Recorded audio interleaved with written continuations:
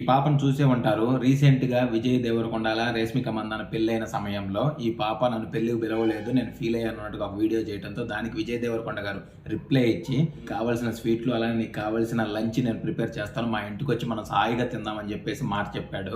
ఆ కలనైతే ఈరోజు నెరవేర్చాడు. ఈ పాపనైతే వాళ్ళ ఇంటికి తీసుకెళ్ళి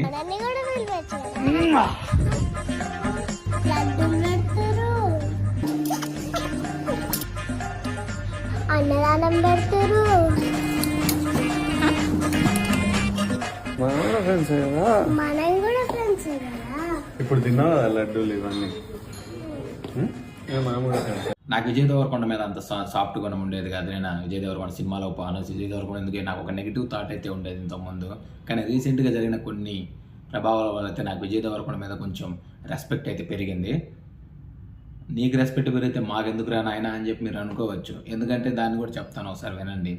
మ్యారేజ్ అయిపోయిన తర్వాత మొదటిది వాళ్ళ చుట్టుపక్కల ప్రాంతాల్లో వాళ్ళ మండల స్థాయి అలానే వాళ్ళ జిల్లా స్థాయి వారిగా విజయ్ దేవరకొండ ఫౌండేషన్ ద్వారా టాప్లుగా వచ్చేసినటువంటి ప్రతి ఒక్క స్టూడెంట్కి అయితే వాళ్ళ స్కాలర్షిప్ని ప్రొవైడ్ చేయటం, అప్పుడు నాకు రెస్పెక్ట్ వచ్చింది. కొంచెం ఫ్యాన్ని ఇలా ఒక చిన్న పాప కోరికను కూడా చాలా బాధపడకుండా తనని తీసుకెళ్ళి ఇంటికి ఇలా పిలవటం, వాళ్ళ ఫ్యామిలీని ఇంకొక మెట్టు ఎక్కేశాడు.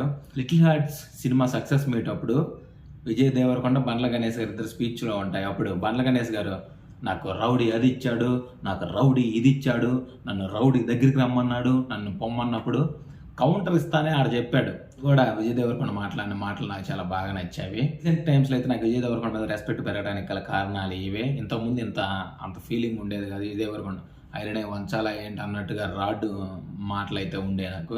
ఒక మనిషి రెస్పెక్ట్ని ఎర్నింగ్ చేస్తున్నాడంటే అతను చేసేటువంటి మార్పు వచ్చిన పనుల వల్లనే.